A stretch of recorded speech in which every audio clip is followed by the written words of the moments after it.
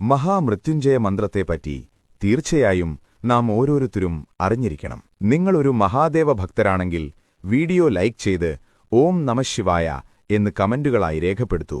Video ഉപകാരപ്രദമായെങ്കിൽ page follow ചെയ്യാനും മറക്കരുതേ. മൃത്യുവിനെ അതിജീവിക്കുന്ന മന്ത്രമാണ് മൃത്യുഞ്ജയ മന്ത്രം. 4 വരികളിൽ ജീവനറ്റ കാതലായ സ്വത്വത്തെ സംരക്ഷിച്ചുവച്ചിരിക്കുന്ന മന്ത്രമാണ് മഹാമൃത്യുഞ്ജയ മന്ത്രം. അകാരണമായ മൃത്യുഭയം അനുഭവിക്കുന്നവർക്ക് മനക്കരുത്തും ജീവരക്ഷയും പ്രദാനം ചെയ്യുന്ന മന്ത്രമാണ് ഇത്. രോഗങ്ങൾ മാറാനും ദീർഘായുസ്സിനും ധനസമൃദ്ധിക്കും പുത്രപൗത്രാദി സൗഖ്യത്തിനും ബഹുവിശേഷമാണ് ഈ മന്ത്രജപം. ഊർജത്തെ പുറന്തള്ളി ഉള്ളിലുള്ള വിപരീത പ്രാണശക്തിയുടെ ബലം വർദ്ധിപ്പിക്കാൻ ഈ മന്ത്രജപം സഹായിക്കുന്നു.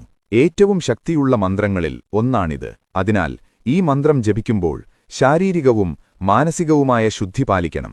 ഗുരുമുഖത്തുനിന്ന് ഉപദേശം നേടിയേ ജപം ആരംഭിക്കാവൂ എന്നാണ് ശാസ്ത്രം. എന്നാൽ അക്ഷരതെറ്റില്ലാതെ അർത്ഥം മനസ്സിലാക്കി ജപിക്കാൻ സാധിക്കുന്നവർക്ക് മഹാദേവനെ ഗുരുവായി സങ്കൽപ്പിച്ച് ജപിച്ചു തുടങ്ങാം. 108 തവണ ജപിക്കുന്നതാണ് ഉത്തമം.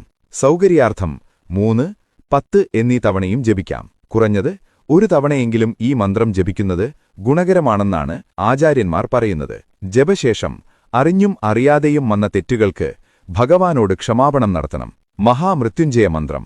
ഓം ത്രംബകം യജാമഹേ സുഗന്ധിം പുഷ്ടിവർദ്ധനം ഉർവാരുഗമിവ ബന്ധനാത് മൃത്യോർ മുക്ഷീയമാമൃതാത്. അർത്ഥം: ത്രിലോചനനായ ഭഗവാനെ ഞങ്ങൾ ധ്യാനിക്കുന്നു.